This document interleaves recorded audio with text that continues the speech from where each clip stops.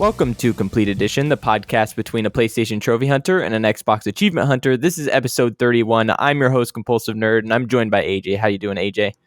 I'm doing well. It was Monday and Tuesday were ridiculously hot, at least for the UK. I'm sure there's plenty of places that are hotter regularly, but we've never had a day that's reached 40 degrees Celsius before. So it was quite the experience. Thankfully, most buildings in the UK, like there's a lot of buildings in the UK that are really, really old, that were some even, I don't know, like Victorian era type buildings, and kind of back in the times where people used to die in the winter, like get too cold in the winter. So it was really important to keep heat in. So buildings tend to get hot and then stay really hot because nowhere has air conditioning as well. But thankfully, my university, the library, and the chemistry department both have air conditioning. So I basically just hid out in the library all day, Monday and Tuesday, like for not as long as I can, because I think the library stays open for ages, but for quite a long time. So that was good, because I knew if I'd be in my room with my like big PC and Xbox on, like it would just be hell. It would be hell even without them on.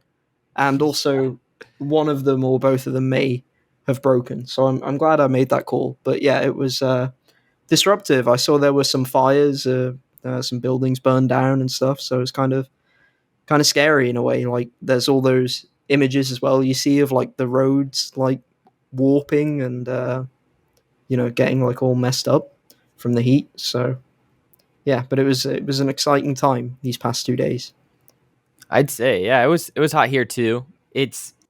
We have the extremes. We have extreme hot and extreme cold. So I have like all the places around here have air conditioning and heating, because it is just ridiculous how extreme it gets. It was probably the same here, 40 Celsius, 104 Fahrenheit. Like all this week, it's been like 103, 102. It went down to like 94 one day, and then it comes back up to 101, and it's just like, dude, it's really, really hot. It's hot. Yeah, it was. I didn't get that much sleep last night. It was really annoying as well, because when the temperature starts to drop, first of all, it starts to drop quite late, so it only starts to drop at like 10 p.m. or so, and then secondly, when it does drop, the humidity increases a lot, and so it kind of just feels the same. Like even though the temperature is going down, the humidity is going up by like an equal amount, basically, and so you just feel even worse sometimes, because you're like, oh, it should be cooling down, and then it's like, nope, not until we're like all the way into tomorrow. So yeah, I felt like I wouldn't be able to record easily these past 2 days, and was just sort of focused on getting university stuff done as well. So yeah, it would have been absolute misery if if we recorded earlier than this. That's so true. And not having like 2 days of no recording, it gives me more time to game. And let me tell you, I did get more gaming done, and it was awesome, dude. I got so much gaming done this time. It's crazy. Nice. I'm like, I've got 1, 2, 3, 4, 5 games that I played, and I 100%ed, well, kind of 100%ed 2 of them. I platinum 2 of them, and it's just like, god damn, I can't believe it. Just 2 extra days, and I got almost 4 platinums. I'm just letting you know that. I started Stray, and it was with the like PlayStation Premium, so I didn't have to pay for it or anything.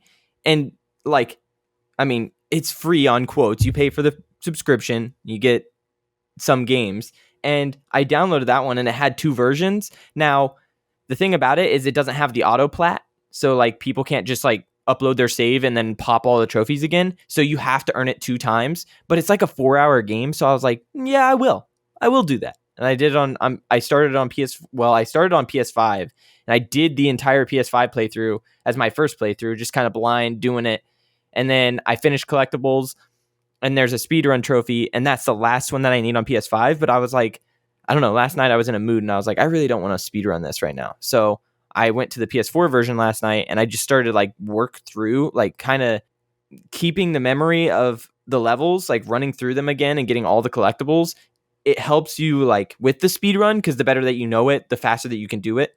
And then today I started the speed run and I'm like 50 minutes into the speed run. I'm on chapter 7 of 12 on the PS4 version, and only, like I said, only 50 minutes in, and I have 2 hours for the speed run to complete it. So I think I'm easily going to do it. Like, I'm 10 minutes under an hour and I'm over the halfway point. So it seems like I'm there, and then I'll just switch over and I'll do it on PS5 real fast, which will take an hour, maybe an hour and a half. That's what a lot of people are saying. It's like an hour and a half. It gives a lot of buffer time, of buffer time. So I like speedrun achievements, but usually they're very, very lenient in my experience. There's only a couple of the only two exceptions where the times are actually quite hard. Mirror's Edge has some difficult times that require like actual speedrun skips, and the Halo Master Chief Collection par times are quite tough as well, especially if you're doing the speedruns on Legendary. But yeah, I enjoy speedrun achievements and trophies. How are you finding Stray? I mean, obviously, you must like it to want to do it on PS5 and PS4, right? yeah, and there's a lot to say about this game. It's not hard at all. Like, there's a trophy for dying 9 times, and I had to intentionally do that. Like, I had to intentionally die 9 times because I died maybe 1 time on my first playthrough. And I was like, oh, you don't do that. And then after that, it's like I didn't really die anymore. And so the game's really easy. The puzzles are interesting, and the world building is really interesting too. And that's like what the game is. The game is this adventure puzzle game. There's there's basically no combat, and you just kind of explore as a cat, and it feels really, really good to like move around and jump on things, and you can just meow and like interact with things. It's a precious game, and I really enjoyed it. But the reason that I think I enjoy it so much is because it feels good. It feels good to move around, like unbelievably good. It's like, I'll just be running and then I'm like, oh, a trash can, jump up on the trash can. I see a little awning and I jump onto the awning, and then I see an AC unit and I jump onto the AC unit, and then there's the roof and I jump onto the roof, and I'm like, wow, like I just climbed up this building, like it was so fluid, and I just kind of looked and boom, boom, boom, boom, I'm all the way to the top, just like a cat does, they're light on their feet. And it's like, I'm constantly enjoying that movement and exploring around. It doesn't feel like, I don't know, kind of a bad example, but in GTA 5 where it's like really hard to have precise movements because it's just like they're so heavy and like they don't move very well. You don't have that kind of feeling with the cat. It's like the cat moves exactly how you want it to, and say you're in a place where the cat can't go, it cannot go there. Like, you can't fall off of a 10-story building because the cat will not jump off. Like, so it just keeps it simple, but the story was really good. It was it's kind of like a cyberpunk story, but I got invested in the characters, and I thought it was a really, really sweet game. And I was actually a little bit shocked because it was very short. I don't know what I expected, but when I heard it was like 4 hours, I was like, what? 4 hours? Because I was thinking about skipping it. I really was, because I was like, I bought all these other games and I want to play them. And I'm so tired of buying new games because then they just sit and they don't do anything. And it's like, I just got to finish the games that I have. And this week I did a lot of that. I finished a lot of games, and I just kept moving and moving. And today, literally after we record and I upload this, I will have both of the platinums to this. Like, that's going to happen. And then I plan to start the Pyre.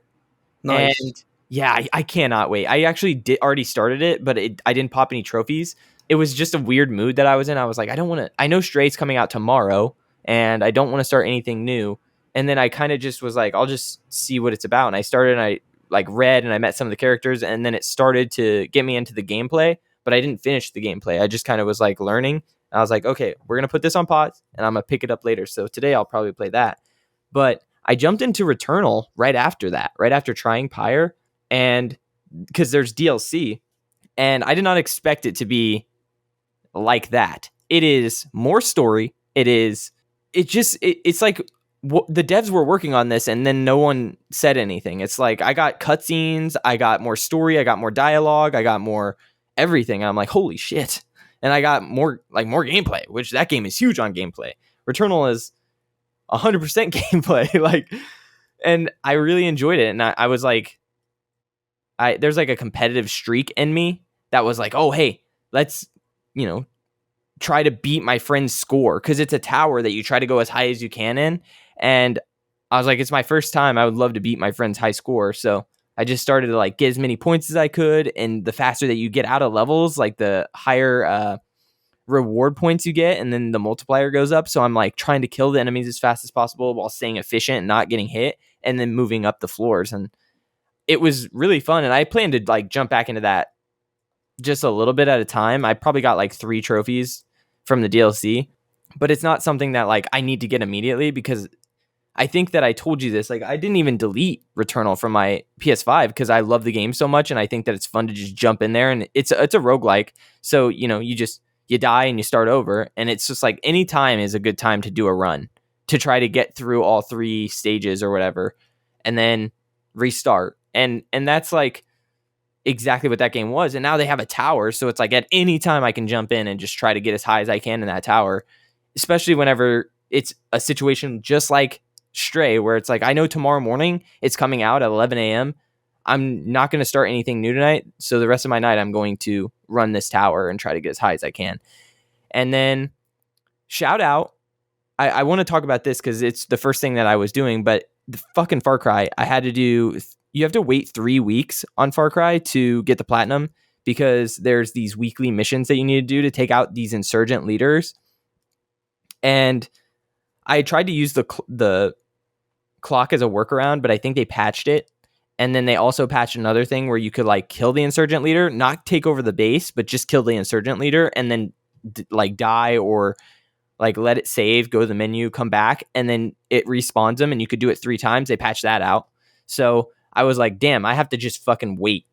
I'm just going to wait. And so I waited, and I popped that platinum this week. And then I had a friend, shout out to Magetsu, who helped me run the DLC co-op missions, which is another thing that I did while I was waiting, because it had to be 3 weeks. And so I just like went into all the DLCs, and I got every trophy.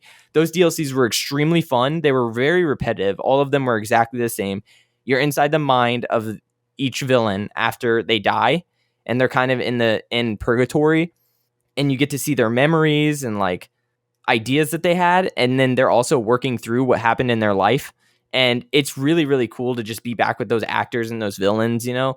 And I really enjoyed it. But like I said, it's the same thing. You go through and you like open up weapon chests, and then you fight hordes of enemies, and then you unlock the weapon chests, and you can upgrade those weapons, which will help you out throughout the entire thing. And this goes for every single villain. So for Voss, for Pagan, and for Joseph Seed, you just kind of do that and you upgrade, and then you need to beat it on the hardest difficulty. And that's what I did. I mean, I knocked every single one of them out. There's these other co-op missions though that my friend helped me with, and it was like, I told you this before, but like I don't hate multiplayer. I do hate multiplayer, but I don't hate co-op. I love co-op. So I've been playing a lot of co-op, and there was this one mission at the end, and it's like beat it on the hardest difficulty, and I was like, fuck this. Like, just not gonna do this. Like, Ubisoft made one that was really, really hard, and I was like, I'm not gonna waste my time. It's 1 bronze trophy. So I ended out with 88 out of 89 trophies, 99%. And I have the platinum, so I don't care. It's just not 100%. It sucks, but I'd rather not waste another 45 minutes to 2 hours trying to run those levels again. Just no. Like, it's not worth it. It was really fun playing co-op, but not worth it. Damn, yeah. That game having like 88, 89 achievements, that's a ton. I mean, I'm sure it's with all the DLC, right? Yeah. But yeah, you how long did it I see on TA it says everything is between like 70 to 90 hours ish. Yeah, that sounds right. 60 hours, I think, is kind of where I spent. And it was like really fast, because my friend, like I said, my friend was helping me out with a lot of the co-op stuff. So some of the co-op missions, you're supposed to like get to a certain place on the map, steal this chemical weapon, but the chemical weapon will overheat. So you want to stay out of the sunlight and in shade. And then you also want to like get it to points of water. So there's like, you know, water fountains, and there's like these tanks that you can just like dump water onto the device and it cools it down. And he was able to do that while I killed all the enemies. So it really helped. Like, at first I was trying to do it by myself, just solo. and it was not working out. I was like, this on the hardest difficulty, there's no fucking way I can do this. So he jumped in and just helped me knock those out, and it was not that hard. There was some that we struggled with, and we had to do them like 2 or 3 times. But then there was some where we did it first try, and it was just like, oh, we're done. And so I imagine if you're trying to do it solo, yes, that it can stack up the hours quickly. But yeah, no, not for me. I mean, it was like 60 hours, 60, 70 hours. And I still can't believe I got all of them. Like, that was a journey. Like, the Far Cry game is so much. It's going to be the problem I have is I talked on the show. I did a Far Cry 3 Classic Edition. That was my most recent Far Cry completion, and I'd already done 4, and I don't think I'd done the regular Far Cry 3.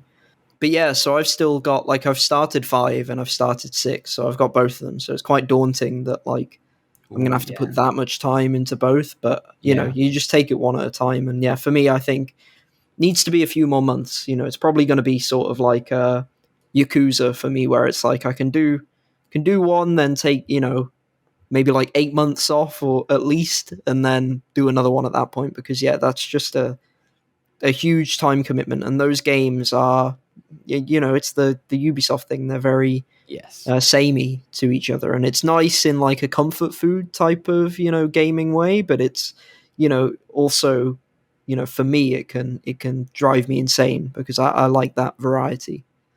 I know what you mean. And the thing is, like, it's Far Cry 6 is my second favorite one. Like, it's right behind 3. It's very, very good. Like, it's by far the best villain since Voss. Like, it was a really well done story, and like there was cringe moments, but I think that all Far Cry games have those cringe moments. But overall, like, I really enjoyed it. Like, I didn't think it was complete garbage, and I think that's just what goes with Ubisoft games now, is like you have to wait a long time. It's not a buggy mess anymore. It's not garbage. It's like the devs are decent there. It's just like the monetization and the corporate bullshit that they have, and like, you know, the Ubisoft formula that can wear on people, and I understand, but it doesn't mean it's a like bad game. It's right mid. It's a good mid game, like right there. But yeah, I finished Far Cry, got the platinum, and then I started another co-op game, River City Girls. I told you about this. I picked it up on Game Pass, and it was something that I had dipped my toes in while I was waiting for Halo to download. And I really love that game. And I was like, someday I'm going to platinum this. And I was game sharing with a buddy, and I got on his account just to kind of like surf through his games. And I saw that he had them, and I was like, what? Are you kidding me? So shout out to Mugetsu again. And we platinumed that game. That was really fun. And it was really interesting because it doesn't have online co-op. Not yet. I think River City Girls 2 will have it. But this one only had couch co-op, and they had the brilliant idea to be like, let's do share play, and then we'll just do play as a visitor, and literally, so it's like sharing your screen, and then they can just hook up their controller to slot 2, so their account's not hooked to it, so they didn't get to platinum it, but it was like helping me platinum it, and that was like really, really cool because I didn't have to play alone, and I got to like, the input lag wasn't bad or anything. It was really, really cool. So we found a workaround to play that game online, and I just would recommend, if anyone was going to skip it because it doesn't have online co-op, just use SharePlay. I cannot believe how good it worked. It was really, really fun, really cool. I love that game. Like I'm getting River City Girls day one, like River City Girls 2 day one. That is an automatic for me. It just was so well done. It was such a love letter to like all beat 'em ups, and I have to just take that. And there's some Arnold Schwarzenegger characters in the game, and I had so much fun because every time you beat them up, they were like, and I was like, oh, this is so like great sound design and just all around like positive vibes on that game. And I laughed a lot with the dialogue, and so that was my second platinum. Yeah, I've heard that game's good. Are you interested in the? I don't know if you've played it yet. The Teenage Mutant Ninja Turtles beat 'em up that just came out recently. Yes, I'm very interested because I own Turtles in Time on SNES, and so that's something I grew up on, and I would love to play it. it's just like one of those things where it's like, do I have the time right now? I have Yeah. all these other games, and it's like, Yeah, actually, yeah, I remember. Yeah, we said we could do co-op with it, but yeah, it's like getting organized with everything, right? Like having it having is. having like the gap line up, because yeah, with those beat 'em up games, like you really want to play them with other people because it's just so much more fun to like it. You sort of control the enemy spawns, and usually the different characters have slightly different abilities as well, or different characteristics in some way. So you get a lot more out of it by playing it with other people, I feel like, rather than just playing it solo. That's exactly a great point. Is like when I was playing with my buddy Mugetsu, every single time that we would get like money and we'd beat a boss and we'd level up, and then it's like you have new moves at the dojo, we were always excited to go back to the dojo and like learn a bunch of new moves, because it just like expands the combos that you can do. And then also it's really exciting to see the new animations that are going to happen. And like, I don't know, it was just such a good time playing that game. And like I said, we just both constantly were like, oh, let's try this new move and let's go get this new move. And part of the platinum is to have all the character, like get all the characters, all their moves.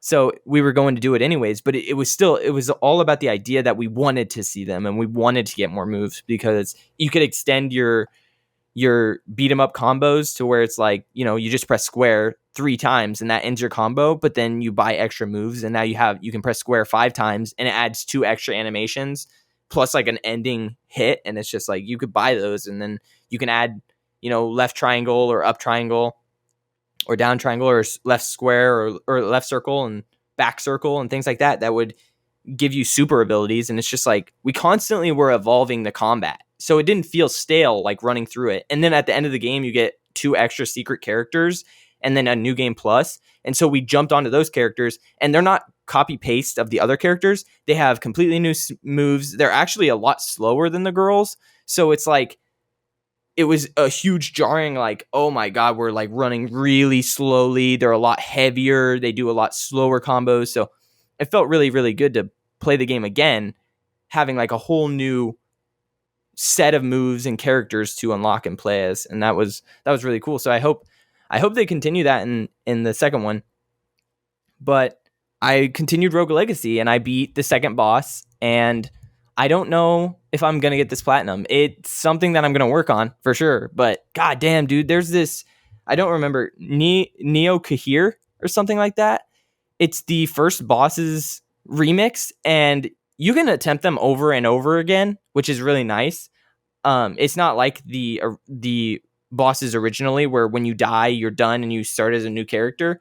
You can like go up into the door, try again, and then if you die, it just sends you back and you jump up into the door and you go again. And it was just so ridiculously hard for me, and like I could not do it. I couldn't even get the boss's health down to like half health.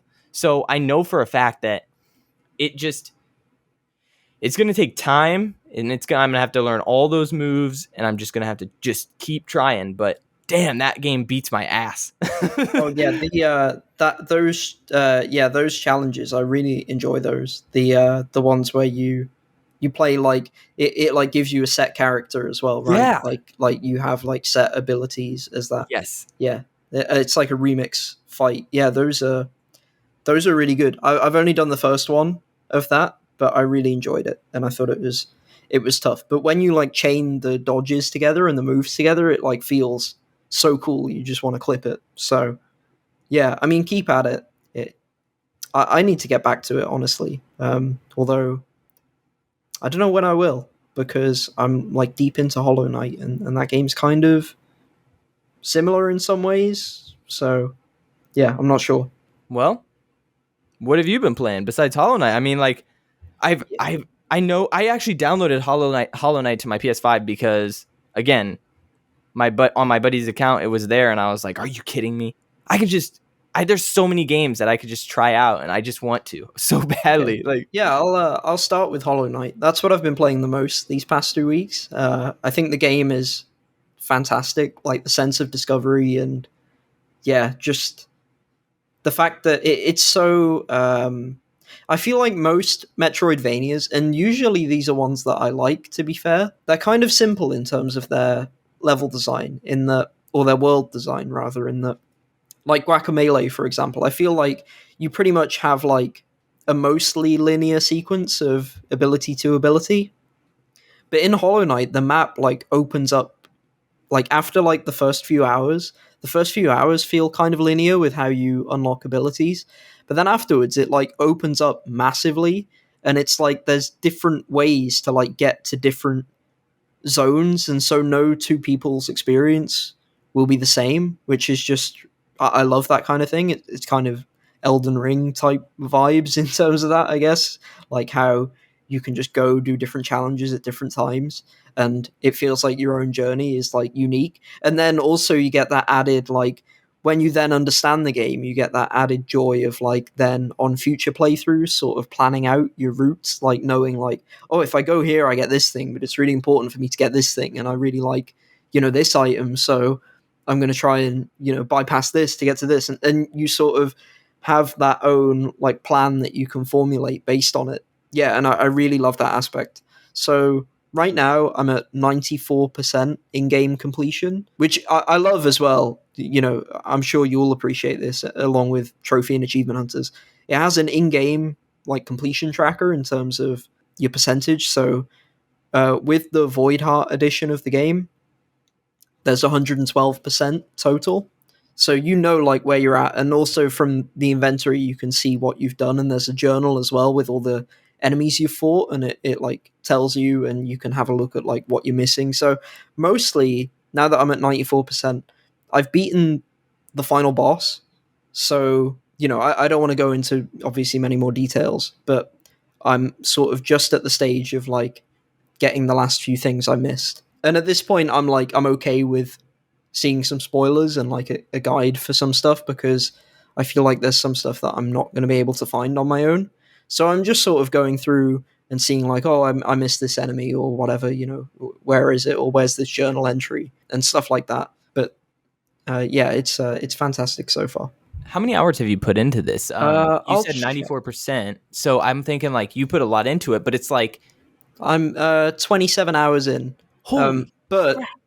This game, I'm nowhere near done. I've got 370 gamer score. So there's a caveat to my percentage. So there's 112% I need total, and then that'll be my first main playthrough. Afterwards, I think the trophy list is easier on PlayStation because I think it came out earlier on. I'm not entirely sure, but I think the trophy list is different to the achievement list, and the achievement list is more difficult to get the 1,000. So, but I might be wrong on that. I'm not sure. Anyway, after I do this playthrough, I need to. There's a mode called Steel Soul, which is permadeath. So if you die once, you have to restart the whole playthrough. So if you imagine the game's like 25 hours long, that's not that's not a happy time if you die. And what's worse is there's an achievement to beat the game in Steel Soul while also getting 100%. So you don't have to get 112%, which is nice. It means that you can be strategic about what you miss. Like if there's some like really difficult challenges, you can be like, fuck that, I'm not doing that. I'm going to just do the easiest 100% of the 112%. But yeah, you've got to do that with no deaths to get an achievement. Then I need to there's a 20-hour speed run where you have to get 100%. So that should be doable. And there's a 5-hour speed run as well where you can get any percent. So like just beat the final boss within 5 hours of starting a new save file. Then I also need to do these things called the Pantheons in the God Home DLC. I'm just going to say that and not elaborate because, I don't want to spoil things for you or for the viewer. So anyone who's like played the game will know what that is and know what I have to do. I need to do there's the Grim Troop DLC as well. I need to do that content. What's really cool about all the DLC for this game is they're all like free updates. Like they just gave them for free. They were like, here you go. And the game's already really cheap. So yeah, it's just like a shocking amount of content in this game. But yeah, I'll probably save my deeper thoughts for next time because I assume I'm going to play a ton more of this in the next 2 weeks. But I really loved the experience. I think the game looks beautiful. The music is fantastic.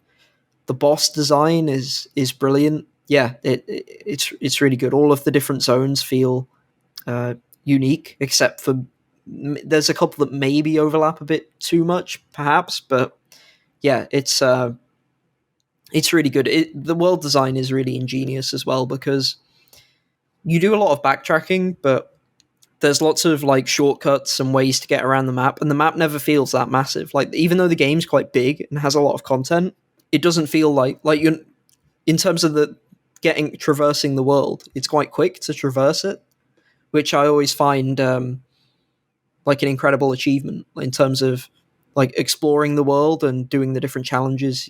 Takes a long time, but actually like backtracking and like going and checking like other stuff out is really quite easy. I'm always surprised in terms of there's a lot of like breakable walls in this game, and some of them hold like enormous secrets, like crazy amounts of content that you'd be like how do the developers, they're just like okay with people missing it, they're like oh yeah whatever, like if you do, and it feels great like when you discover it you're like holy shit, like this is crazy, but then yeah you're also like how did they, like they're crazy, they did all this work and they're like you can only get it through these like through finding like this hidden passage or whatever, and that comes up so often, but it just adds to the sense of discovery. It's I really great.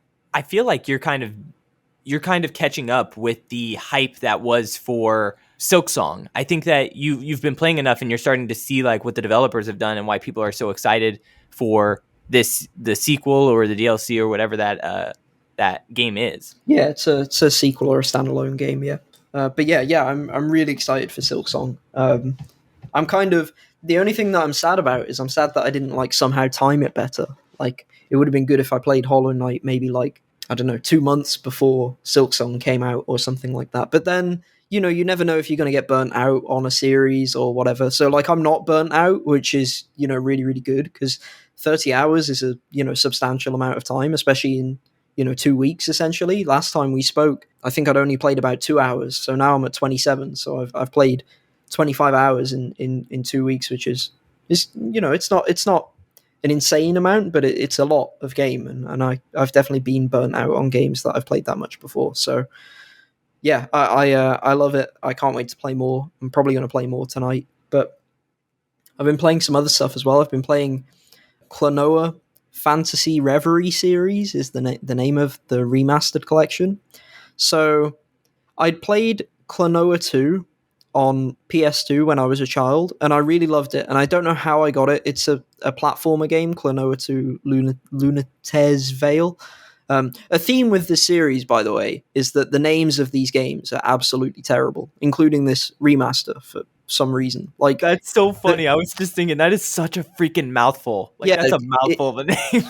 it's like what I don't even remember what the first one. It's like Klonoa 1 is called like dreams to blah blah blah. It's got that like 33 and a third final mix type bullshit like added onto it. Like they have like they do the thing where they have like a name and then they like just like staple things to the end of it, and it's like what are you doing?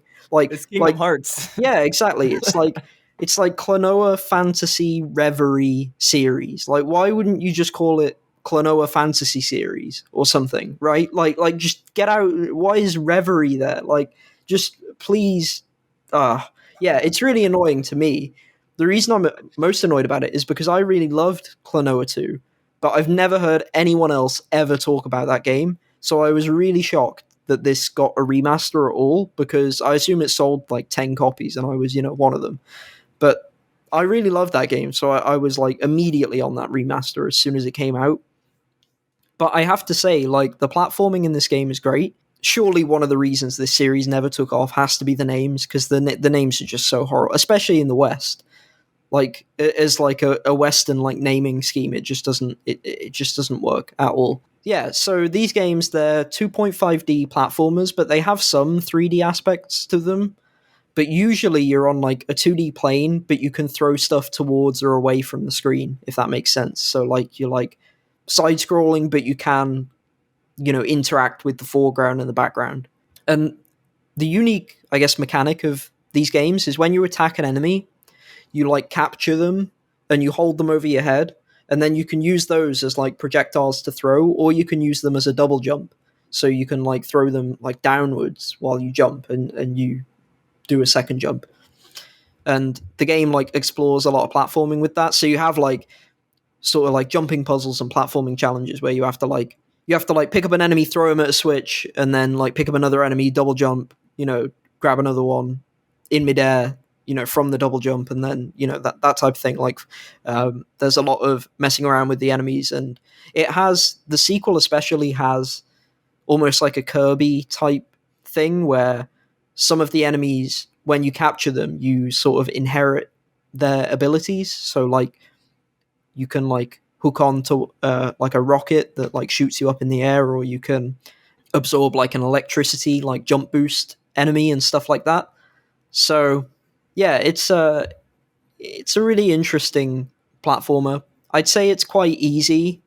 Like, it's definitely a game for young children, I think, but it's also weird. So the gameplay is really simple and feels like it's for young children in terms of the aesthetic as well. But the story's quite bleak and also has a lot of mature themes that I never picked up on before.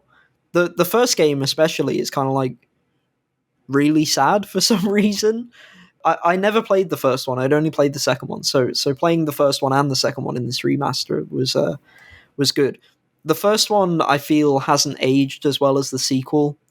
I think the first one feels way too simplistic and too easy, and the levels kind of blur together a bit. Like, the level design isn't inventive or creative enough, really. But it's still fun. Like, it's still like a chill, relaxing game. And yeah, I enjoyed the first one, but I really love the second one, because the first one only really picks up like right before it ends. The sequel has like great level design. The environments are really varied, and the locations and the boss fights are really memorable as well.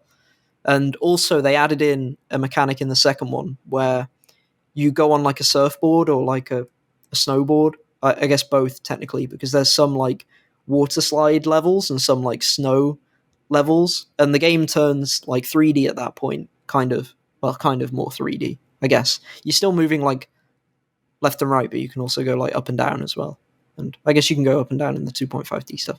I don't know. It's awkward to explain. The perspective messes with you sometimes in terms of some of the levels, and in terms of like flipping upside down and things like that as well, and reversing things. But I really enjoyed the game. It feels like it doesn't. I was going to say, in terms of platformers, Mario kind of like set the bar in terms of like the way worlds are done, and a lot of other platformers seem to just basically copy what they do, like where they're like, oh, it's like you got the forest levels, and then you got you got like a factory, you got like a lava zone, you got like in the snow, a snow plate, yeah. And it feels like a lot of platformers do that. This Klonoa 2 especially went to places that I didn't expect necessarily, and it feels like the levels are more memorable because of it, and the worlds aren't like, they don't drag on. Like, they give you like a couple of ideas and then they move on really quickly, which makes it more memorable. You'd sort of not confuse one level for another most of the time. So yeah, I really love Klonoa 2. It has a pretty good soundtrack as well. It's not on Spotify, but it's on YouTube, so that's good. And the remaster's really easy for 1,000 gamer score. Sadly, I say sadly, it's one list for both games, so you don't get 1,000 for each, you get 1,000 for both combined. But the list is easy, and the games are both short. It took me 10 hours to complete both, so about 5 hours each. wow, And short, yeah. all you have to do for the achievements is beat the game while rescuing all the villagers, and the villagers are like these optional collectibles that are hidden in the levels.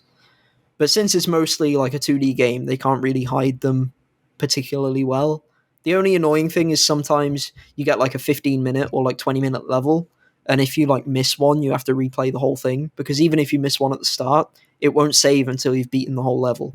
So that's the only kind of slightly annoying thing that can happen in the game in terms of the completion. You also have to there's like a couple of like end game like challenges. There's like the Chamber of Horrors and Baloo's Tower as well, and both of them I think are quite easy still. Like, I don't think you pretty much have. I think you have infinite lives in them as well, which makes them like much easier.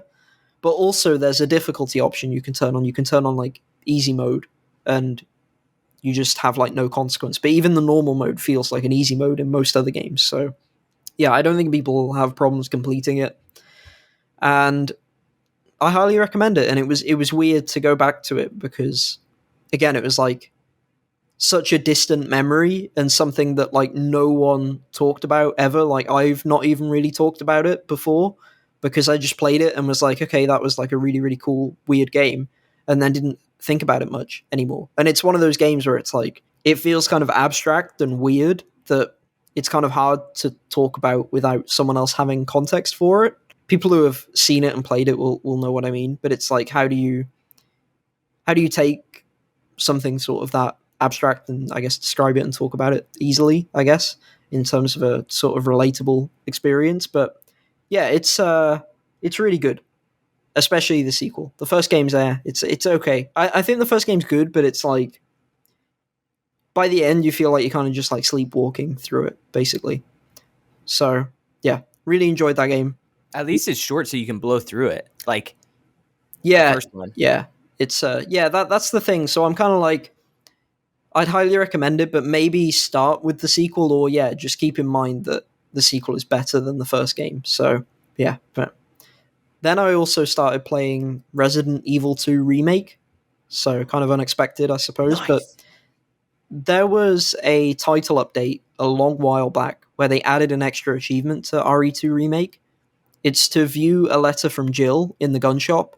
I think it was like a thing for like RE3, right? Like RE3 Remake, so they put that in, but I'm not sure. But I never got. You're right. You're right. Because I played it at the original beginning or the launch of it. And then I went back and got some DLC trophies, but I never went back and read that letter from Jill. I think you can check my trophy information, but I think that's the one Yeah, trophy from the game I'm missing. yeah. So that was the same for me, right? Because I did RE2 Remake, and then I did the DLC when it came out, and then they added that achievement, I think, to tie in with RE3 Remake, which it's really I actually like free updates and free achievements, but it's kind of annoying when it's like all they did was add like a piece of paper that you've got to see at like an arbitrary point in the game, and it gives you like 20 Yeah. points because it kind of like it doesn't take away like your platinum, and it doesn't take away the base game completion, but it kind of feels like it's still like fucking you over a bit, like it's like, oh my god. But yeah, so I saw that they added that achievement, and a while ago I like went back and reinstalled the game, and I loaded up my saves. I was thinking like, do I have a save at the gun shop, like near the gun shop, like either towards the end of the police station or like at the gun shop or whatever. And I didn't. All of my saves were like late game saves, or like either late game saves or like you just completed a complete game saves, those type of saves. So I was like, ah, fuck. And so then I deleted the game and didn't touch it and didn't go for it.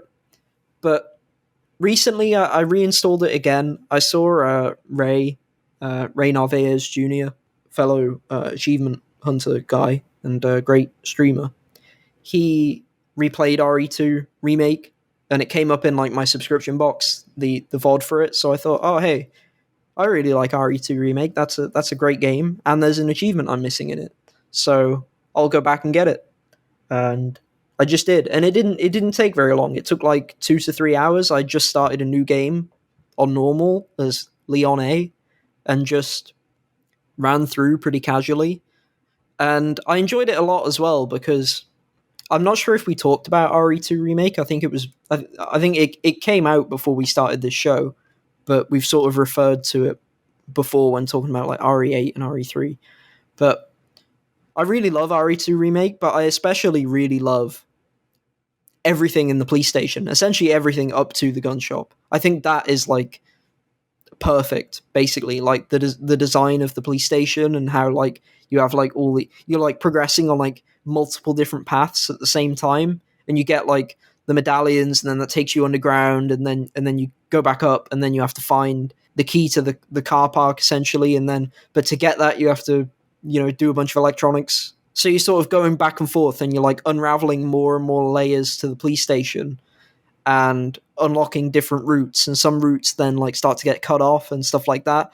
And also they add in complexity to the police station in terms of the amount of zombies that you're dealing with, and also, Mr. X as well, getting introduced and sort of sending everything into chaos and all the liquors and everything like that. It's just such a good, like, the actual structure and positioning of all the items and all the puzzles in the police station is ingenious, but also how, like, your first sort of run throughs of the police station are sort of training you for the gauntlets that are to come later in the police station. And it just sort of ramps things up in such a compelling and like clever way, and like a test of skills. I really love it. I really love that first. And that is like the first half of the game as well, in that police station, basically. Like, the rest of the game afterwards, I won't go into details, but it's basically just pretty linear sequences for the most part. And the level design is a lot less interesting, I think. The puzzles are kind of less interesting as well. And I don't think it's as scary, because when you're in the police station, what's really good about it as well is that because there's so many different routes around the place, you're like worried about like what's behind you, what's to the side, whereas when you're later in the game and everything becomes a lot more linear, you're only worried about like what's straight ahead of you, basically, because you've already like cleared everything behind you, if that makes sense. So yeah, I really love RE2 Remake, and it was a great opportunity because I got to play everything to the gun shop, which is my favorite part of that game, and then you get the achievement, and then you're like, okay, I'm done. I don't need to play all the other, bullshit or whatever. Although I should say, I do think RE2 Remake, I like the last sections of the game still. It's not like RE7, where I really hate the boat section. I think the boat section absolutely sucks in that game. And then RE8, there's parts I don't like as well. Whereas RE2 Remake, I think it does get worse after the police station, but it's still pretty good. I think the lab especially is quite good. So, I yeah. think I'm with you. It's really interesting because I like 3 more than 2. But the only reason that I say that is because with 2, it has 4 playthroughs that you have to do for the completion. And it's like story 1, story 2, or Leon 1, Leon 2, Claire 1, Claire 2. And I was like, it just felt very long in the tooth, despite like changing up the puzzles and the environment and like the way that it changes. So I didn't hate it, and I still don't hate Resident Evil 2 Remake. I just prefer 3 because it's so much quicker to run through it, and then when you replay it, it does change things up, but it's not like 2 separate campaigns that I have to run through again. Yeah, well, And you get that problem as well with RE2 Remake, where because everything becomes so much more linear and railroaded in the second half of the game, if you're replaying it those 4 times, that gets really repetitive. Whereas at least the police station, the puzzles change, and also the sort of routes and like sequences of events feel like they change more for Leon and Claire. But yeah, it is like more repetitive, definitely. yeah, is that the last game you played? Oh no, I've got so I kept playing Fall Guys as well. I managed to get the infallible achievement for 5 wins in a row. So they added this game mode called Sweet Thieves, and it's very easy. But like, people are really bad at it and don't understand it, and it is kind of more complicated than the average Fall Guys mode. I think I got pretty lucky because it was like my second attempt at 5 wins in a row on the mode, and I got it. But there's some RNG because it's a team based game.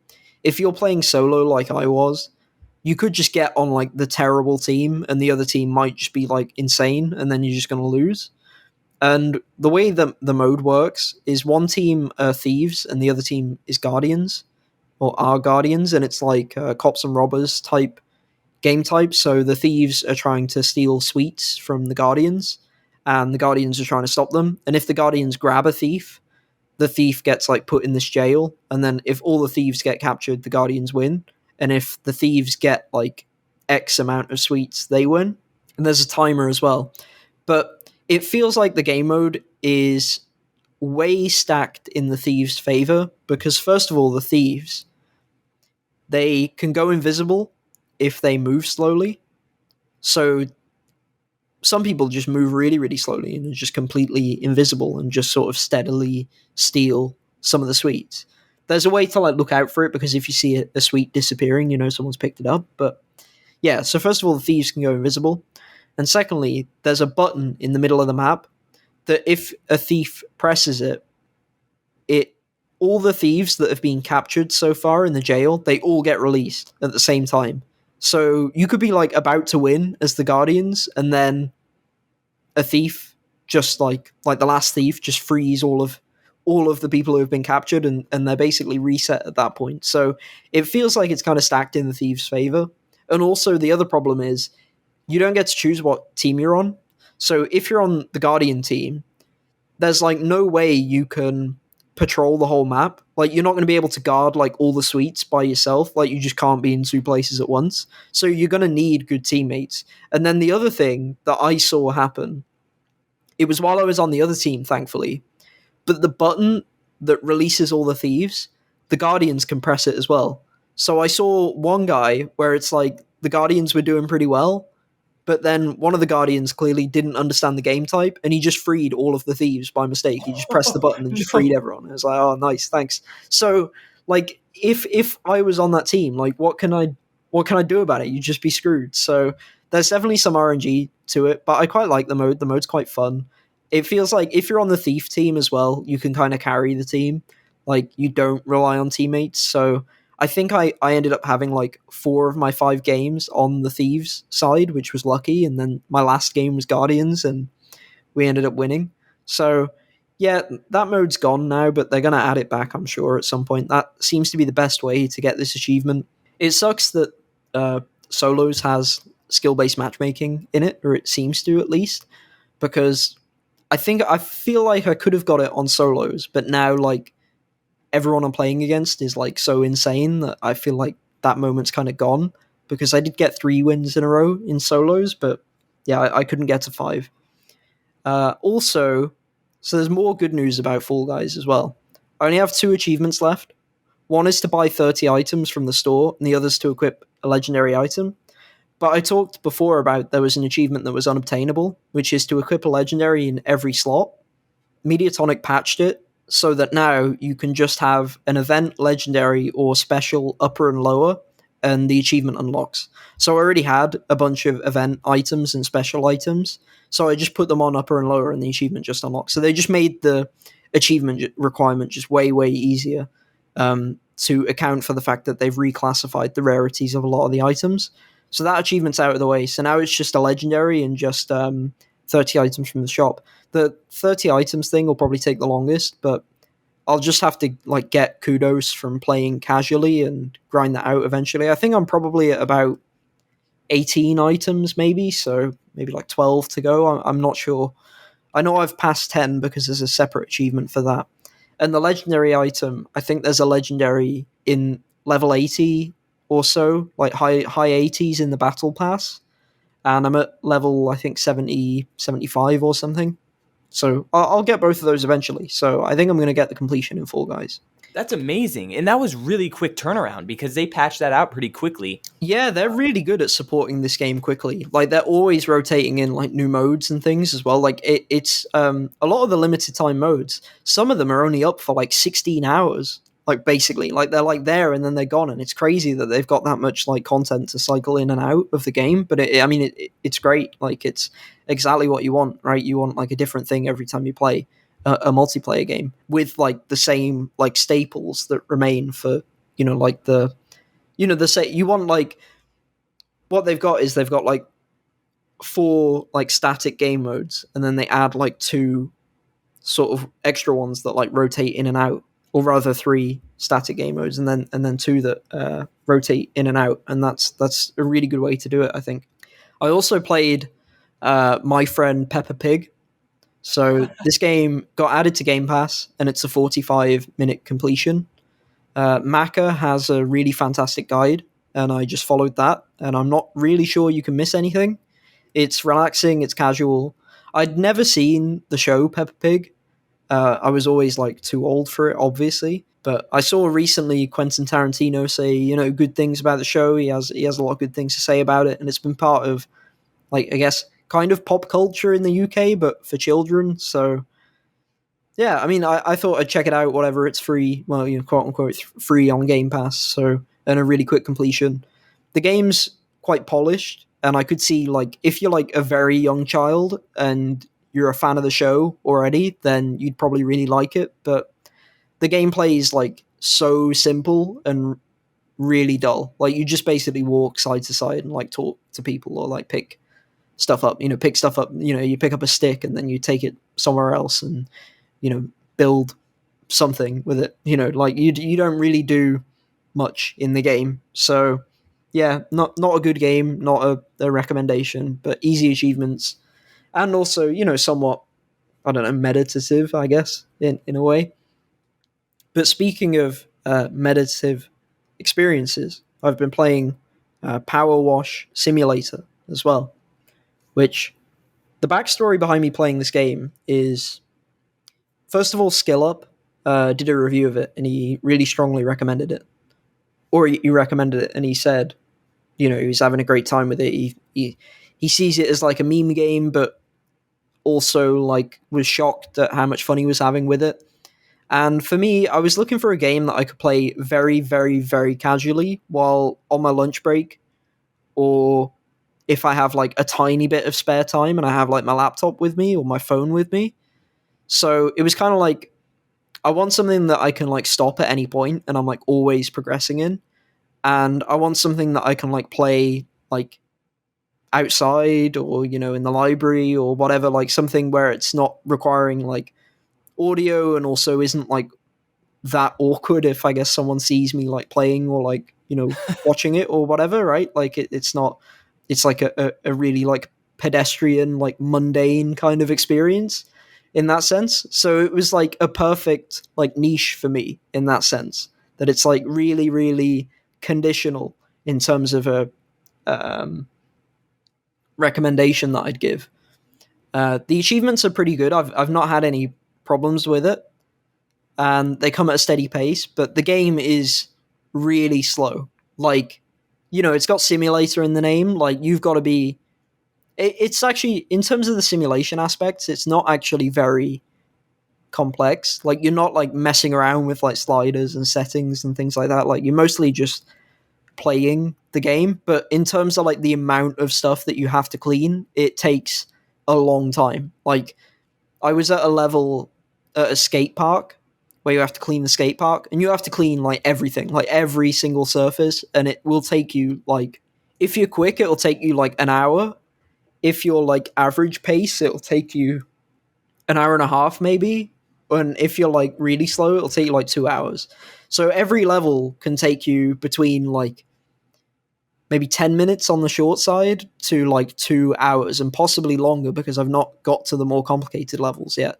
And there's like 38 levels in the game. So, this game is like a commitment. Like, make no mistake, if you start this game and you get an achievement or a trophy in it, like you're in. I mean, I don't think it's on PlayStation at the moment, so you're safe from the horrors of Powerwash Simulator for now. But yeah, I played it when I started it and unlocked my first achievement. I was kind of like, have I made a terrible mistake? Like, am I gonna be able to play this for 40 hours or whatever it requires for the completion?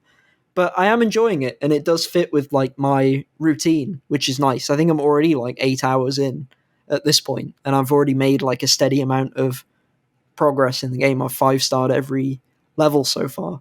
And there's a challenge mode and a free play mode. There's co-op as well. I assume co-op is probably quite chill, although it's probably a game where you just want to play it with like someone that you just want to have a conversation with, because yeah, there's nothing to talk about in terms of the gameplay really. You just clean stuff and it's satisfying to clean stuff. Sometimes you have to put ladders down and maybe do like some light platforming to like get on top of like a rooftop or whatever, but that's kind of the most exciting thing that happens really. It's really satisfying as well to like clean everything away and leave it like sparkling. And then when you beat a level as well, they have this. So first of all, they have like, it's kind of like Cookie Clicker in that they've got like these like pure like dopamine devices to like keep you hooked in to the game.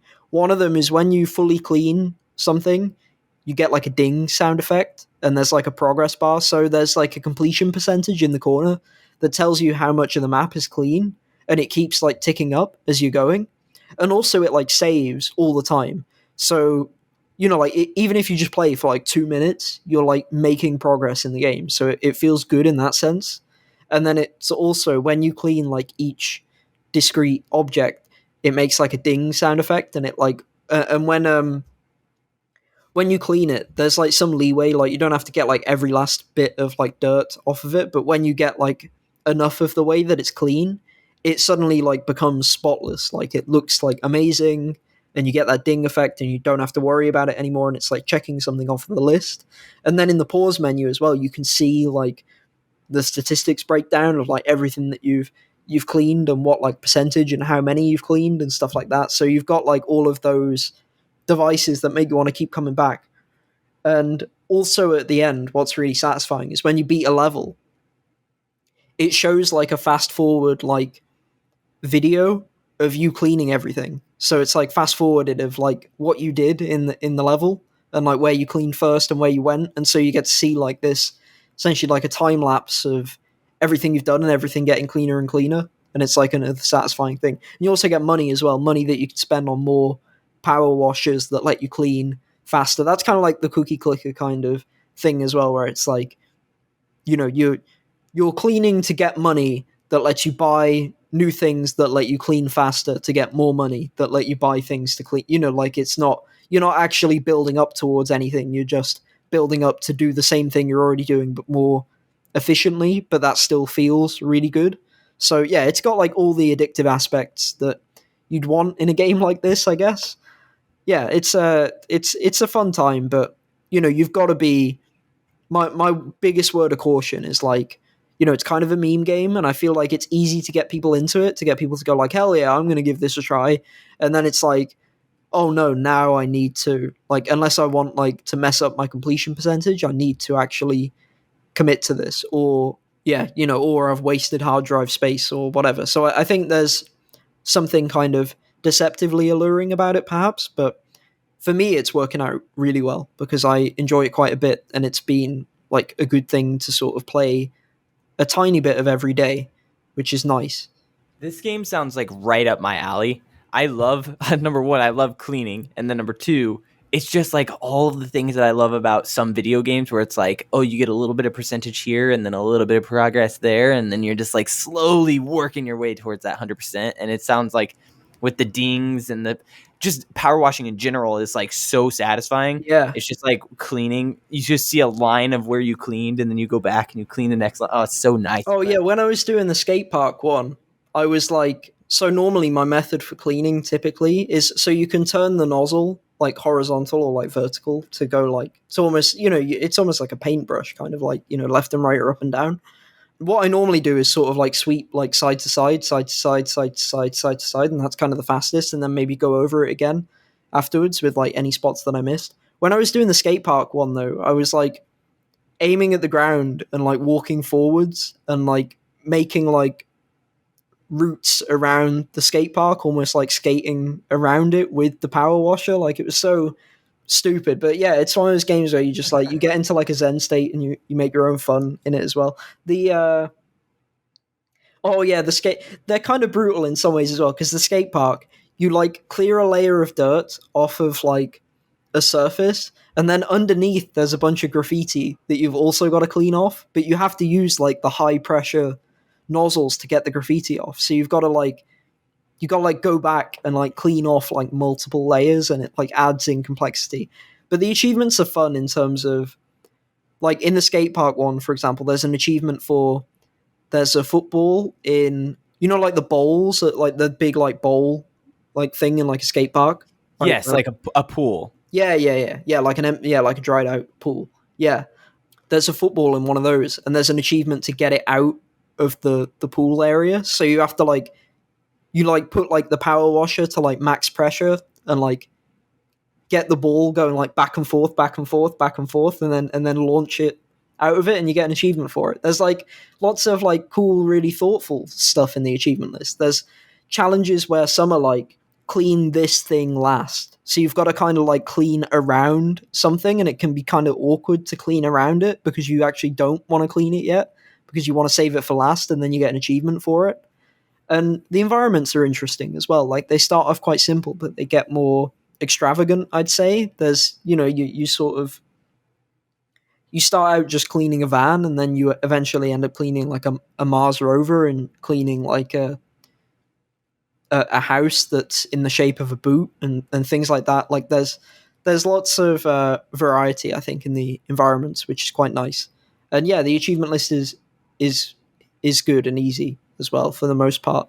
Because yeah, I realized when I was playing it, I was like, if this achievement list was really hard and really mean, it would be kind of super upsetting. Because you know how I said, like, for example, one level could be 2 hours.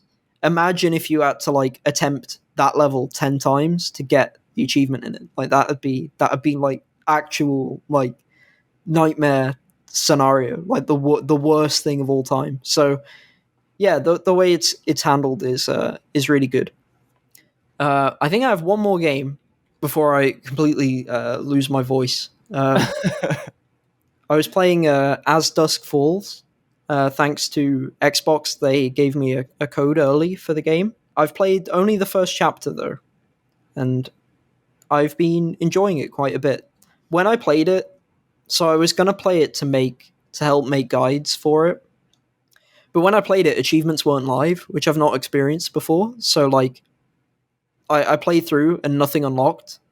And what normally happens is like sometimes achievements can be like hidden but still unlocked, but here they just weren't there at the time that I was playing. So it was something where I wasn't really sure what to do, and then I got like distracted by Hollow Knight and other things. But I've played the first chapter, which is about an hour long, and I messed around with some different decisions as well. The game is better than I expected. I feel like during the E3 presentations, I wasn't really drawn into it that much. And I really didn't like the art style, how it's sort of like these stills, and then it's sort of like animated a bit, but it's kind of pictures as well. And the real strength of this game is the story. Like, it depends on the story completely, because the gameplay is QTEs and dialogue decisions, and the art style, I really am not a big fan of it, and I'm still not really a big fan of it after playing it.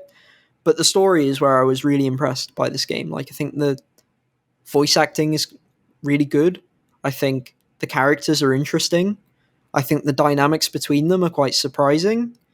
And I was also surprised by how quickly things ramped up in intensity and got interesting. Because I feel like a lot of the time in these narrative games, the first chapter is kind of like, here's an introduction to everyone, and then like it's gonna get going, but like as soon as it starts to get going, it's like, oh, and then it's over, right? Like, big exciting thing happened, but now play chapter 2 because that's where the story gets started for real.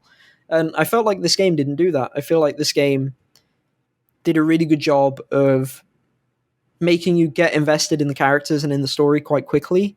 And you've also got these in the game. You've got these two storylines sort of intersecting and going on at the same time, and I with different groups of characters. And I found that really interesting as well, because you get this dynamic where you sort of spend a lot of time with one family, spend a lot of time with the other family, and then when they sort of those two worlds collide, like you have a lot of empathy for all of the characters, but the characters don't know each other. Like those families haven't interacted before, so you like know like each character's interests and their beliefs and their thoughts and feelings and all of that, but like they don't know each other, so you've got this like disconnect between like you and the characters, but it does it in a really good way. Like I think that it is the strength of the game.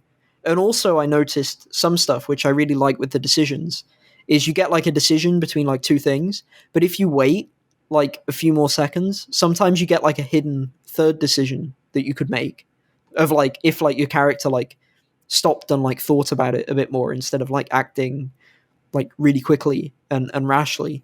And there's also stuff where like you get told stuff and you have to remember it. Like you get told information, and it's like you've got to remember that information and then use it later. So it's got like I feel like I felt emotionally engaged with the game. In terms of gameplay mechanics, you're not really that engaged with it, but they do add like those like things where you have to use information you've learned and also sort of be slow with some decisions. I think that really adds to sort of a surprising amount of mechanical depth in that sense. And I've been enjoying it. I want to get back to it. Now that achievements obviously unlock, I'm going to try and get the completion in it. And it's also got this really cool thing where the last game I found that did it amazingly was Detroit Become Human. And also, so this game is developed by Interior Night, who I think they're like ex Quantic Dream staff. And some of the like, I think the lead designer was like a big, like was like one of the leads on like Heavy Rain. And so it makes sense that they've got that like heritage of those kind of narrative games. But yeah, in Detroit Become Human, you've got this like big tree and you can see like the percentage of people that made each decision, and like there's like loads and like you see how it branches out like crazy, right? Like every like tiny little decision, and sometimes it's like 5 branches on one decision and things like that. This game has that as well, and it's really quite cool how you like unlock the different things and you see which way people have gone. But also you can, in the menu, you can go back to like a decision point, and you have lots of different options for how you can replay it. So you can replay like from that decision point. You don't have to restart the whole chapter, and you can make it so you can go in like explore mode, which doesn't overwrite your like main save, but lets you sort of have a look at the other way things could have gone, like the other ways things could have gone. And then there's like a version where you do overwrite your save because you're like, oh, I actually don't want to I made a mistake, don't want to do that, I'd rather do this. I think I mentioned with The Quarry, something that annoyed me about that game was there was a moment where I felt like I wanted to do something else that the character didn't want to do. And I thought the best way to do that would be to like fail the QTE, but that was like actually the worst way to do it. And it led to a repercussion that there was no way I could predict. That's kind of like where this feature from As Dusk Falls would be really useful, because it's like I would be able to then like go back and be like, well, even if like I don't want to overwrite my save, like even if you don't want to give me or give me the ability to like change it, because I get the idea of if you can like reverse every decision, then the decisions feel less impactful. But even just giving me like an explore option to sort of poke around at that exact moment and just see like how could it have played out differently, so then I know for like next time how I could have done things differently to get what I wanted. If The Quarry had something like that, that would be amazing. And I really love that As Dusk Falls has that, because, even if, like, I like that it has the overwrite feature as well, but I understand that, some designers won't want you to be able to sort of have no repercussions for your actions. But even just being able to look back and, like, see how things could have gone, I think that's a really powerful tool and really useful and lets me engage with the narrative even more deeply, I think. So, yeah, I'm pleasantly surprised by As Dusk Falls. I don't think it's like a 10 out of 10, but at the same time, I mean, I'm pleasantly surprised with the story. I think the story is really good so far. So a lot of it for me will depend on how it continues with that. It could easily like get better and better and go like strength to strength. I think there's 6 chapters in the game, so I'm 1/6 of the way through. So it's not like a 20 chapter game or whatever. I'm sort of a good chunk of the way through, but not sort of particularly far through either. So I think it could like keep getting better and better, or it could fall apart, because that's how stories go, right? Sometimes stories, it could be amazing for sort of the first 5 hours, and then in the final hour it could just totally drop the ball and like ruin absolutely everything. So you never know with when a game like depends that heavily on its story. You never fully know how it's going to go and how you're going to feel about it, although that makes it quite exciting as well to play, to sort of see how things turn out. So yeah, I'm going to get back to it, definitely. It's on Game Pass. The file size is surprisingly huge, because it doesn't have many interactive elements, and it's kind of mostly told through pictures. and with sort of minimal animation. But I think the game's like 70 gigabytes or something, so not really sure what's going on there. But I mean, it's unfortunate because I feel like if it had a small download size, and it's on Game Pass day one, it's sort of such a good and a narrative thing that's only about 6 hours long. It's like a perfect kind of like Stray, right? Where it's like, it's a short experience. It's kind of an indie experience. I mean, it's published by Xbox, so not technically indie, but it's kind of like that smaller scale experience where you kind of feel like people can pick it up and play it and just download it and give it a try. But sadly, because of how huge the file size is, it's more of a commitment. But I know you can play it. I think you can play it through the cloud on like a phone, and it probably fits that format quite well. And it's also got like a streamer mode where people can vote on decisions, and it's got 8-player multiplayer as well, which I'm not sure 8-player is sort of, I don't know what a typical person would want who's playing the game, but it's definitely cool to have like a few different people talking about the game, making decisions, because I think that's another thing I love personally with narrative focused games that have a lot of choice and consequence and decisions, is it's always good to like talk after you've played it and be like, oh, what did you do when this big thing happened, like how did you react, how did you respond, and oh, that led to this character dying, but this character doing this, and that type of thing. So I think multiplayer kind of is cool, and like a streamer mode is cool for that kind of game. But yeah, I'd recommend checking it out for sure. That's really cool because I've watched streamers play games like that where they pass the controller or whatever, and it's pretty cool. And just like you were talking about, like, man, when I beat House of Ashes, all I wanted to do is like talk about other people's experiences, and like, did Ashley Tisdale die for you? It's like, because oh man, it's always really fun to just see like how people played and what choices they made in those hard decisions, and that's why Yeah, I'm so excited for the quarry. But and yeah. I mean, another thing, I'll keep you updated with As Dusk Falls, because right now I'd definitely recommend it to you. But I feel like depending on like how I want to get a couple more chapters in at least, and then I feel like I can be like, either you got to play this or whatever, because I know you're obviously huge into like stories and games and these types of things. So if the story gets like really crazy and like really amazing, then I feel like this would be right up your alley. definitely. And then another thing that you talked about earlier was with your Resident Evil 2, you were watching a streamer play it, and then you're like, oh, I'm going to play that. And it's really funny that you said that, because literally one of the streamers that I watch, after I beat, I refuse to watch games before I beat them, like on Twitch. It's like, I feel like defeats the purpose of that game. And that goes for a lot of the Dark Pictures anthology games too, because like whenever I'm playing it a second time, it's like I'm gonna watch a streamer play this because I've already seen my playthrough and what I'm about to choose, so I don't need that again. So I put on my favorite one of my favorite streamers playing Stray while I'm doing the speed run, because it's like, I know how to do this.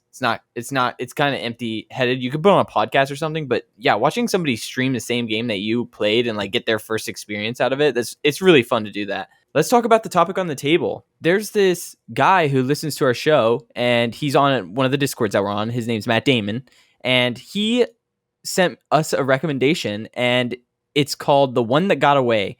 And it's what's a platinum you were working on, but because of server closure or a tough trophy list or even burnout, you had to quit pursuing.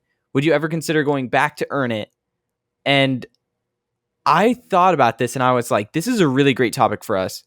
We've talked about it before, but looking through my list, I had no idea that it's stacked. Like, as I kept going through, I was like, wow, there's a lot more. And I left out a ton of the games that are like, I'm not going to get the 100%. I got the platinum, not going to get the 100%. I could talk about those, but we could save it for another time. Because like Far Cry 6 is one of those. There's one trophy left. If someone wanted to help me and they had like a high level character and they want to freaking just run me through it, of course I'll go back and get that trophy. But if there's not that, then I'm not going to try to get it because it's just too ridiculous.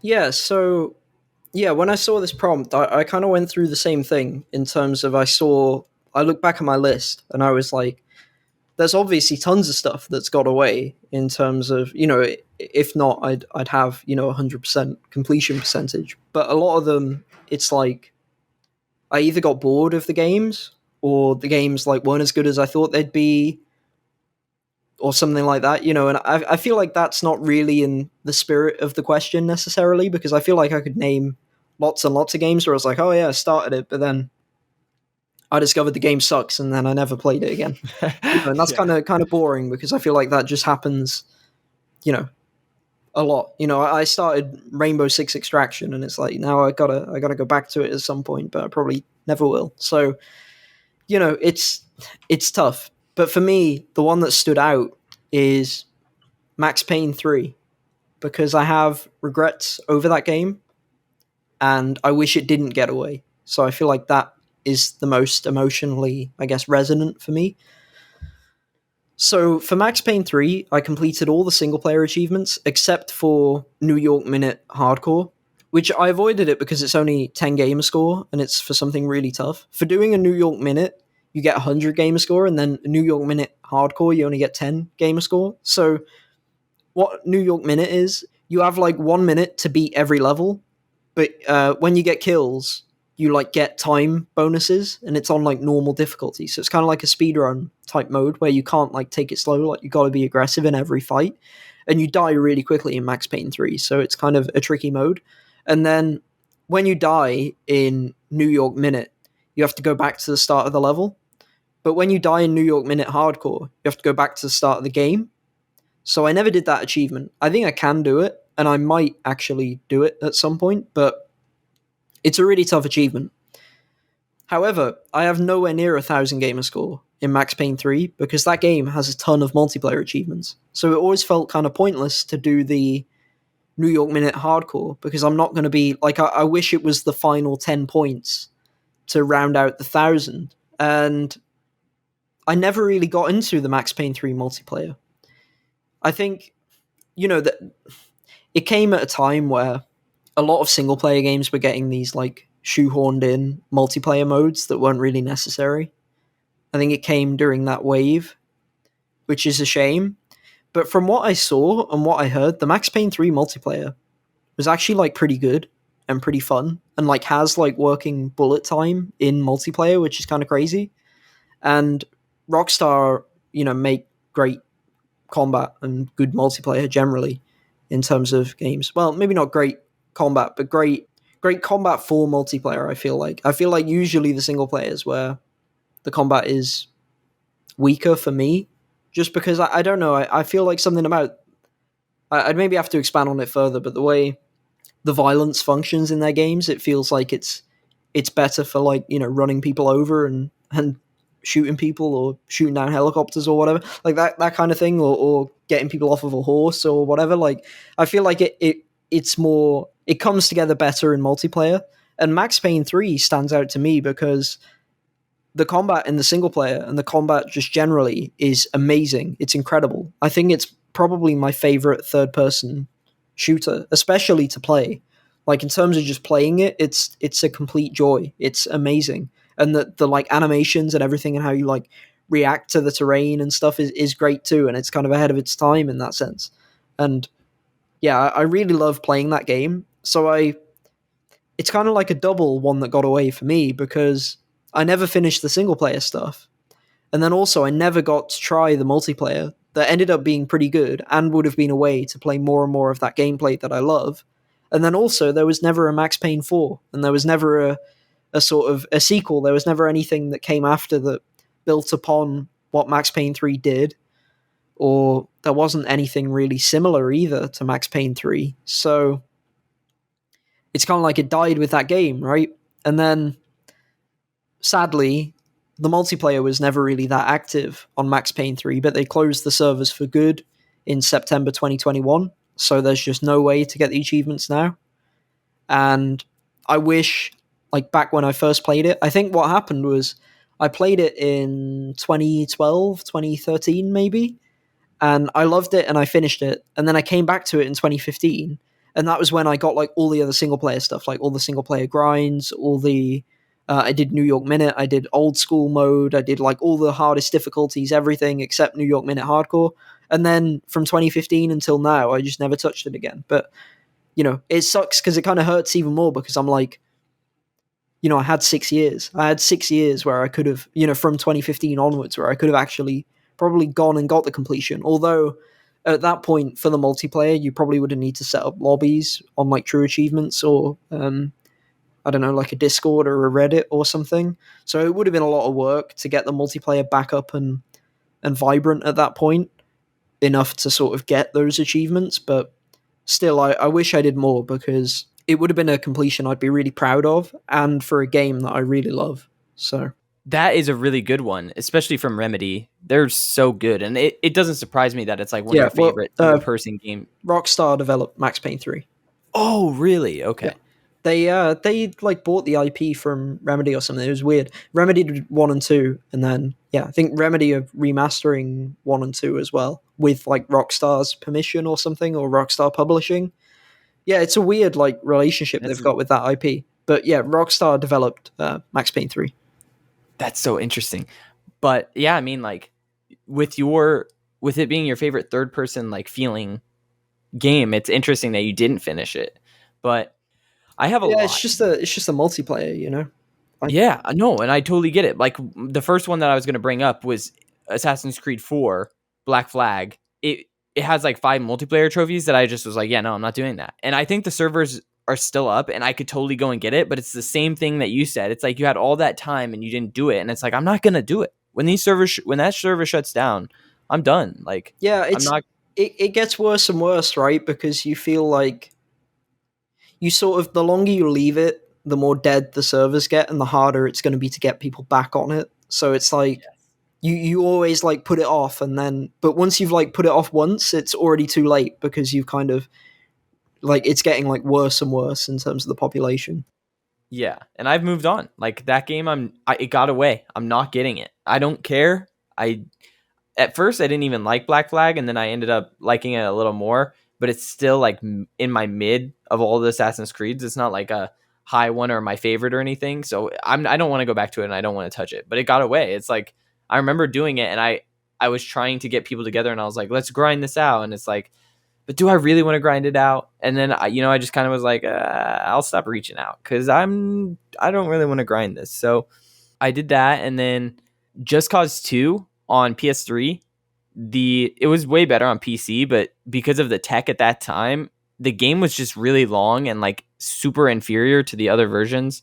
So I just kind of gave up on that one, but I ended up like platinuming Just Cause 3, and it's just like it was just one of those situations where it's like I love this game and I played a lot of it, but it had a lot to do and I burnt out. That's like hardcore what happened with that. And you know my story about almost giving up on House of Ashes, but I didn't. It's those story games that I got to replay over and over again that hurt me. But I've talked about it before. This is 100%. It doesn't have a platinum, but if it did have a platinum, it would have gotten away from me, which is Little Nightmares, the speedrun on the first one. It's one of those games. You said you love speedruns, and it has such a tight window. It's like a 2-minute or 1-minute window. Like if you fuck it up, it's over. Like you can't die either. It's like a speedrun and a no death trophy. So it's like, just too much. And I'm like, I'm not going to do that. I'm not going to do it. Yeah, but it's that game's really short in terms of speedrun, so it's okay, I think. Yeah. But no, that is a really hard urge. When you mention it, I'm pretty sure that is the on True Achievements. They rank difficulty of achievement by like a ratio, essentially, which is looking at like the amount of people that don't have it but own the game. Mm-hmm. And I'm pretty sure that achievement is like my statistically most difficult, or one of the most difficult. So people are definitely with you on that for sure. It's very, very difficult because I tried it a couple times. I even was like trying to follow video guides and was like, it just suffocates me when I'm 30 minutes in and I die, and it's like that. There goes that run, and it's like, God damn it! You end up with like 3 hours of 30-minute, 45-minute runs, and you're just like, I just can't get there, and I'm not gonna do it. I'm like, I'm not gonna waste any more time doing this, and so I let that one get away, which is super disappointing because I love the Little Nightmare games. I actually this week, side tangent, but like this week I was going through again. I'm trying to get better and better about this, but I'm just going through when I had downtime, I was going through my games and deleting captured footage that was saved because I have like 55 gigabytes on my PlayStation. And I was watching the Little Nightmares game, and for some reason I had my mic on for capturing video for recording for like forget when the trophies dinged, and I got a trophy, and like there was a moment in the game that happened that really like blew me away. I don't know how I missed it, but I just was like, oh no way, and it caught it on my mic, and I was like, it's just like there's so much love that I have for Little Nightmares, and it made me laugh. But there's a couple of VR games that like made me nauseous, and I just can't chase them to the end, and that's PSVR Worlds. I think I have one trophy left or two trophies left in that game, and then Until Dawn, Rush of Blood, just on a roller coaster, and you're supposed to get these collectibles, and every time I missed them I got more and more frustrated. It's not that I was nauseous, it's just I was so frustrated. It's like I had to restart this whole 4-minute level, and then I keep missing and missing and missing the collectibles, and it's like I gotta go outside of my VR, look at a video to see where the collectible is, put the VR back on. Just all around too much work. And then the question also had one that was like, it was a tough trophy list, and I straight up was, after I finished Wolfenstein 2 the story, I was like, yeah, no, I'm done. I'm done. It has a really hard trophy and I'm not going after it. Like on the hardest difficulty, I was on normal and I was getting my ass handed to me, and I was like, yeah, no. And you have like permadeath, and I'm not doing it. So Yeah, I'm not like that. That one, I'm convinced I'm going to go back to it, but it depends on.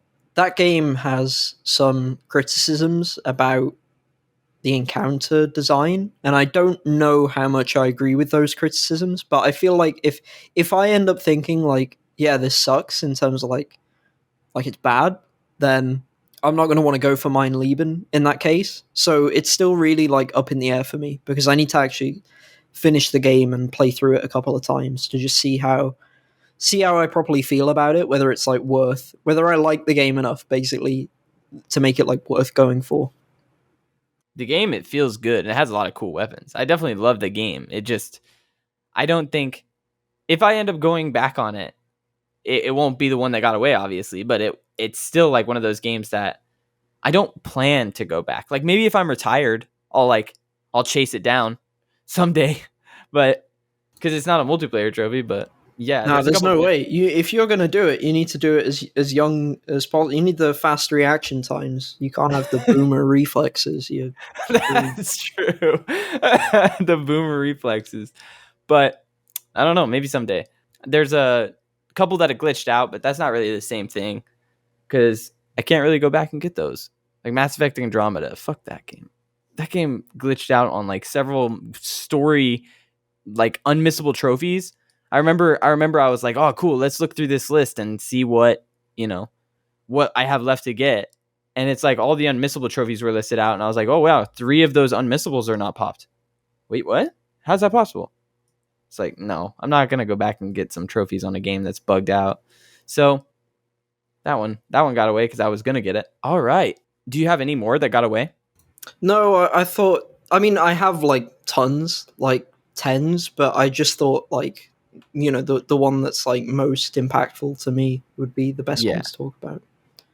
no doubt, no doubt. And for me, the biggest one is probably Assassin's Creed 4 or the Little Nightmares one. Like, I would love to have the Little Nightmares one. Really got away. It just Yeah, is too hard. yeah, you really like those.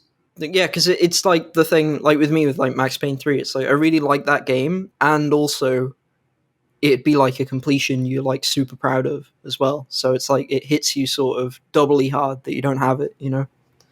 Yes. All right. Are you ready for trophy and achievement of the week? Yeah, let's do it.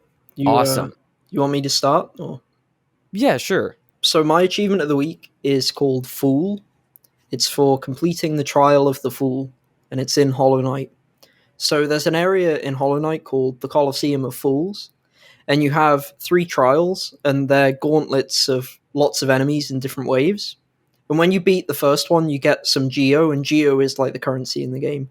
And you get a powerful item, and you get an achievement called Warrior. Then when you beat the second one, you get more Geo and a powerful item, and you get the achievement Conqueror. And then when you beat the third one, all you get is Geo, so you don't get like an amazing item. You just get some Geo, and you get the Fool achievement.